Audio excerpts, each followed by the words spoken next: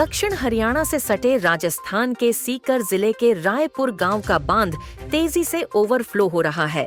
हालात की गंभीरता को देखते हुए महेंद्रगढ़ जिले के सरकारी कर्मचारियों की छुट्टियां रद्द कर दी गई हैं। लगातार बढ़ता पानी कभी भी भारी तबाही ला सकता है।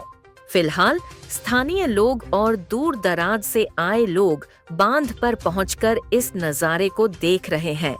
प्रशासन अलर्ट मोड पर है और हालात पर नजर रखे हुए है। मौजूद है हरियाणा से सटे हुए नीम का थाना रायपुर बांध में, जहां पर बांध पूरा ओवरफ्लो हो चुका है।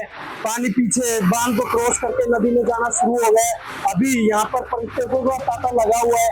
अब देखना ये होगा पर्यटक कितने दिन यहाँ पर घूम फिर पाते हैं। अगर बारिश ज्यादा हुई तो यहाँ पर खतरा भी मंडरा सकता है हरियाणा में इससे लगते हुए दोखेरा, दोस्तपुर, बिरंकी काफी गांवों से नदी होकर निकलती है, जहां पर भारी नुकसान की संभावना है। तो अभी हरियाणा के अंदर महेंद्रगढ़ जिले में डीसी साहब ने भी ऑर्डर जारी किया है। जो भी सरकारी कर्मचारी हैं उन सब की छुट्टियां रद्द कर दी गई हैं। भारी बारिश और बाढ़ के कारणों को देखते हुए आप सभी को पता है, जैसे पंजाब में, हरियाणा के यमुनानगर में भी काफी नुकसान हुआ है। उस नुकसान से बचने के लिए हमारे महेंद्रगढ़ जिले के डीसी साहब और सरकार अत्यंत प्रयास कर रही है। चलो अब कुछ लोगों से जुड़ने आए हुए, उनसे कुछ बातें करते हैं। आपका शुभ नाम और एड्रेस क्या है? सुखलाल यादव, ग्राम करजो, तहसील पाटन, जिला सीकर, राजस्थान। तो आप यहाँ पे इस बांध को देखने आए, घूमने आए, इससे आपको क्या फील हो रहा है? ये हम बांध को देखने के लिए आए हैं, तो इससे हमारे को बड़ा अच्छा लगा है। और ये हमारे यहाँ इस क्षेत्र का या सीकर जिले का वैसे सबसे बड़ा बांध है ये। और ये हमें सलाह के लिए बहुत अच्छा लगा कि 7 साल बाद में ये मतलब हमें हमारे को देखने को मिल रहा है। हम तो ये चाहते हैं कि हर साल इस प्रकार का ही मतलब होता रहे, तो मतलब अच्छी लोगों में जागरूकता बढ़ती है। इससे सटे हुए हरियाणा में भी बताया जा रहा है कि बारिश अगर ज्यादा होती है तो भारी नुकसान होने की संभावना है। हरियाणा के अंदर डीसी साहब ने, सरकार ने आदेश जारी किया है कि महेंद्रगढ़ जिले के सभी अधिकारियों की छुट्टी कर दी गई है। तो इससे कितना नुकसान होने वाला है अगर ज्यादा पानी निकलता है यहाँ से? तो देखो, पहले भी मतलब सन 2000 से पहले के लगभग बरसात खूब होती थी, तो हम ऐसा सुनते नहीं थे कि भाई इससे कोई ज्यादा मतलब नुकसान हो। नुकसान फिर होता है, जैसे आजकल जो अतिक्रमण वगैरह कर लिया, जैसे इस क्षेत्र में मकान बना लिए या और कोई प्लॉट ले लिए, तो उनमें होने की समय, इसका जो रास्ते में जो मतलब बाधा आई है ना, वहाँ नुकसान होने की संभावना है। बाकी मेरा दिमाग ये कहता है कोई खासा बड़ा नुकसान होने की कोई संभावना मेरे को तो नहीं लगती है। कितनी भयंकर अगर ये नदी आए तो भी।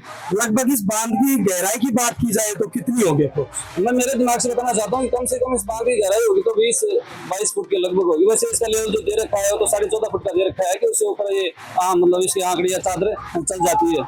पानी अभी देखा जाए तो करीब 2.5-3 इंची बांध को कूद कर बाहर निकल रहा है। तो हमारे हाथ से नापा है तो 4 या 5 आंकड़े ये मतलब चादर चल रही है। तो इसको मजबूती की तरह से देखा जाए तो इसमें कहीं टूट भी सकता है, टूटेगा तो भारी नुकसान होगा। आप जैसे बता रहे हैं राजस्थान के सीकर का सबसे बड़ा बांध है ये, तो उस नुकसान को किस नजरिए से क्या करते हैं? देखो, अगर भयंकर बारिश होती है तो अगर टूट भी जाता है तो, लेकिन इसमें तो प्रशासन को कंट्रोल करना पड़ेगा। प्रशासन व्यवस्था करेगा कि भाई वो कैसे यहाँ की जनता को काबू में, इस बाढ़ को काबू में कर पाता है।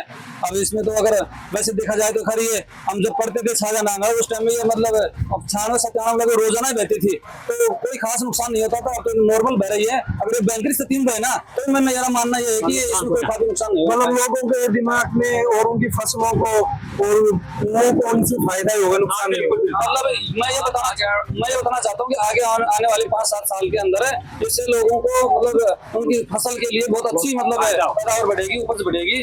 कि ये नहीं देखने में को मिलेगा भाई अकाल पड़ गया। अगर 1-2 साल अगर बारिश ना होती है ना तो भी कुओं में पानी का जल स्तर खूब ऊपर आ गया और भी आ जाएगा। तो इससे मतलब किसान को मतलब ये मानो कि अच्छी फसल के लिए लाभदायक है। आगे आने वाली रबी फसल के लिए बहुत शानदार है। जल स्तर काफी ऊंचा आया है, तो 5 से 7 साल के लिए लोगों की सिंचाई की सुविधा बढ़ेगी।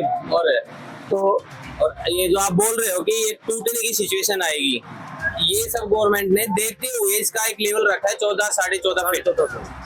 ये जब टूटेगा, यदि हम इसको और बढ़ा देते हैं इसका लेवल, तो फिर गांव ढाणी है वो डूबने के चांस है। अभी 14 फीट का मतलब हुआ कि अभी गांव ढानी है वहां तक पानी टच हो गया। यदि हम इसको गवर्नमेंट इसको और ऊपर तक बढ़ाती है तो फिर टूटने की चांस है प्लस नुकसान होने के चांस है।